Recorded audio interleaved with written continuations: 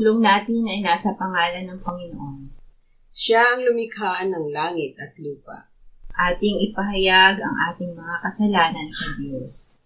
Ang ating Diyos ay Diyos na mahabagin at mapagpatawad.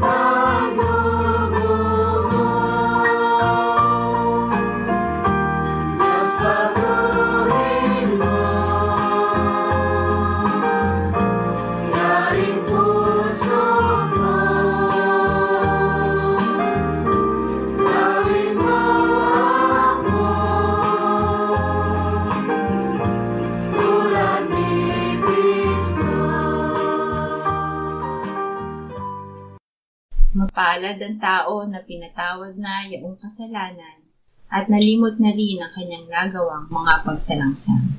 Mapalad ang taong sa harap ng Panginoon ay di na pinararatangan ng kasalanan, dahilan sa siya ay hindi nanlilinlang. Noong hindi ko pa naipahahayag yaring kasalanan, sa buong maghapon ako'y nananangis sa matinding lumbay. Sa araw at gabi, bigat na kamay mo ang nararamdaman, ano pa't wala nang nalalabi akong lakas sa katawan. Hamog ang kaparis ng dagling na tuyo sa sikat ng araw. Ako ay lumapit sa iyong harapan at salay inamin ang aking nagawang mga pagsalangsang, di ko inilihim. Pinagpasyahan kong ang lahat ng ito sa iyo'y idaing, at aking natamo ang iyong patawad sa sala kong angkin. Mga minamahal, sinasabi sa unang Juan, Kabanatang 1, Talatang 9, kung ipinahahayag natin ang ating mga kasalanan, maaasahan nating ipatatawad sa atin ng Diyos ang mga ito, at lilinisin tayo sa lahat ng ating kasamaan, sapagkat siya'y tapat at matuwid. Salamat sa iyo, O Diyos. Pinatunayan mo ang iyong pag-ibig sa amin nang si Kristo ay namatay para sa amin noong kami mga makasalanan pa. Ngayon ay buksan mo ang aming mga labi at kami ay magpupuri sa iyo.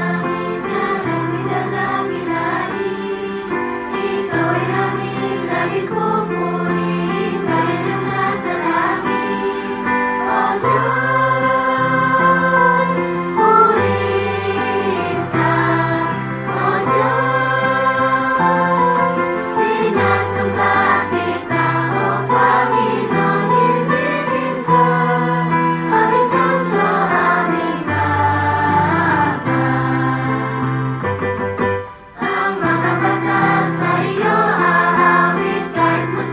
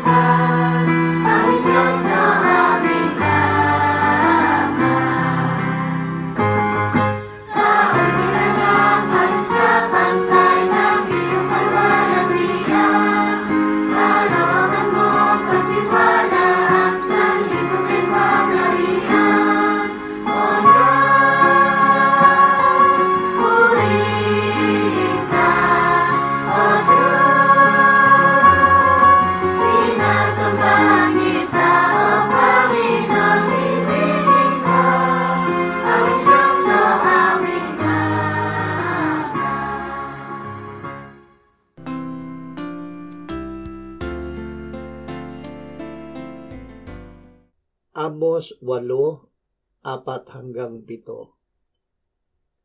Pakinggan ninyo ito o kayong tumatapak sa nangangailangan upang inyong puksain ang mapagpakumbaba sa lupain na sinasabi, kailan matatapos ang bagong buwan upang tayo'y makapagbili ng butil at ang Sabat upang ating mabuksan ang bilihan ng trigo upang ating mapaliit ang efa at mapalaki ang siklo at gumawa ng pandaraya sa pamamagitan ng maling timbangan upang ating mabili ng pilakang dukha at ng isang pares na sandalyas ang nangangailangan at maipagbili ang ipa ng trigo. Ang Panginoon ay sumumpa sa pamamagitan ng kapalaluan ng Jacob. Tunay na hindi ko kalilimutan kailanman ang alinman sa kanilang mga gawa. Ang Diyos ay salungat sa makasarili. Lahat ng anyo ng pagkamakasarili ay salungat sa kalooban ng Diyos. Ang kasalanan ni Satanas ay ang pagtataas niya ng kanyang sarili bilang Diyos. Ang pinukaw niya kina Eva at Adan ay pagkamakasarili. Hindi tayo makapananahan sa Panginoong Hesus kung mayroon tayo kahit ng gabutil ng ating sarili. Hindi lamang natin dapat tanggihan ang sarili. Ito ay dapat na mamatay sa atin. Sinabi ng Panginoong Hesus, kung ang sino man ay ibig sumunod sa akin, tanggihan niya ang kanyang sarili at pasanin ang kanyang krus at sumunod sa akin. Awit 113:5-9. Sino ang gaya ng Panginoon nating Diyos na nakaupo sa itaas, na nagpapakababang tumitingin sa kalangitan at sa lupa? Ibinabangon niya ang dukha mula sa alabok at itinataas ang nangangailangan mula sa bunto ng abo upang kasama ng mga pinuno ay paupuin sila, mga pinuno ng kanyang bayan ang kanilang kasama. Ginagawa niyang manatili sa bahay ang baog na babae, isang masayang ina ng mga anak. Purihin ang Panginoon. Ang Diyos ay mapagpakumbaba. Kahit na ang Diyos ay kataas-taasan, siya ay mapagpakumbaba. Ipinakikita niya ang kanyang kababaang loob sa pagbabangon ng mga dukha, pagtataas ng mga nangangailangan at pagbibigay ng biyaya sa mga walang anak. Iisa lamang ang paraan upang tayong lahat ay tumanggap ng biyaya. Pagpapakababa at lubos na pagsusuko ng ating sarili sa Diyos upang siya ang gumawa ng lahat para sa atin. Magpakumbaba tayo sa harapan ng Panginoon at kanyang itataas tayo. Unang Timoteo 2:1-6.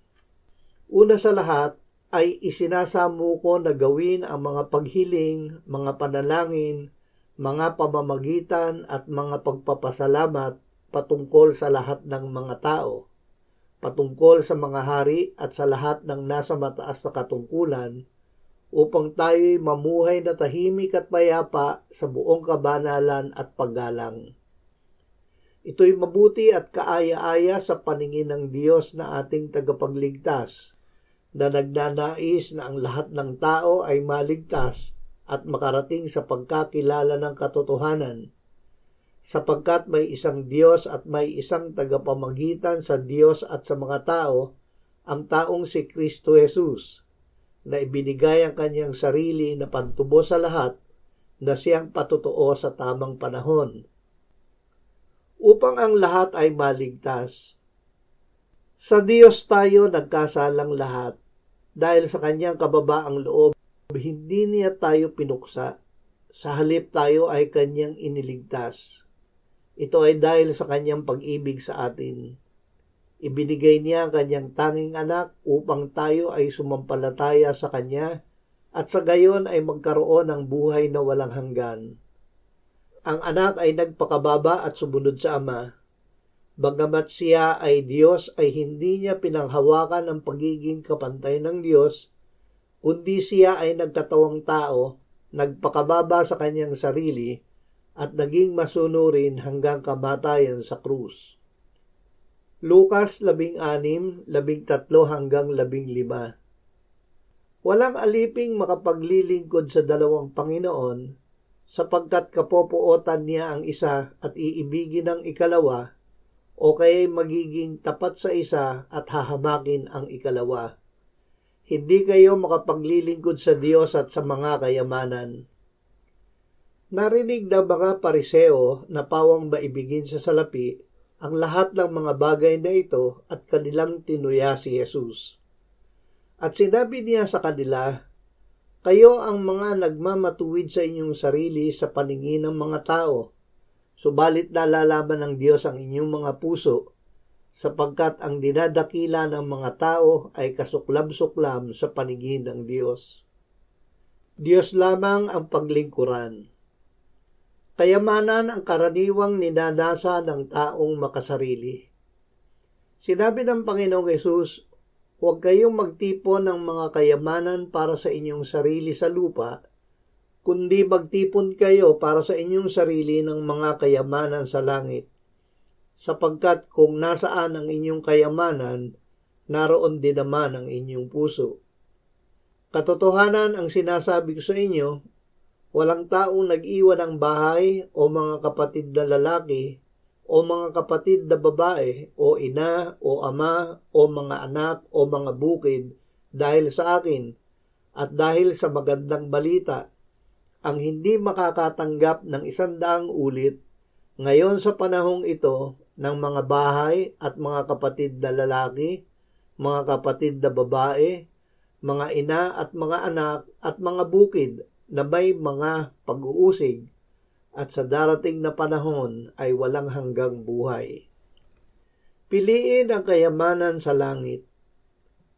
Purihin nawa ang Diyos at Ama ng ating Panginoong Hesukristo na siyang nagpapala sa atin kay Kristo ng bawat pagpapalang espiritual sa sangkalangitan ayon sa pagkapili niya sa atin sa Kanya bago itinatag ang sanlibutan, upang tayo'y maging banal at walang dungi sa harapan niya sa pag-ibig. Kasama ng pagpapalang espiritual sa langit, ang pagpapalang material sa lupa. Ang pagpapalang mula sa langit ay ibinigay sa atin ng Panginoong Hesukristo, at ito ang biyaya ng ating Panginoong Hesukristo na bagaman siya ay mayaman, subalit alang-alang sa atin, siya ay naging dukha upang sa pamamagitan ng kanyang kadukhaan ay maging mayaman tayo.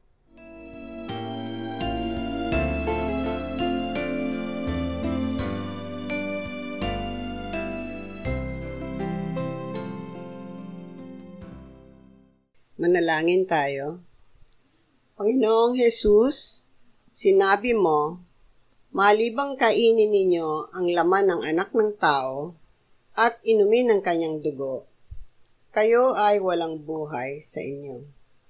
Ang sino mang kumakain ng aking laman at umiinom ng aking dugo ay may buhay na walang hanggan, at akin siyang muling bubuhayin sa huling araw.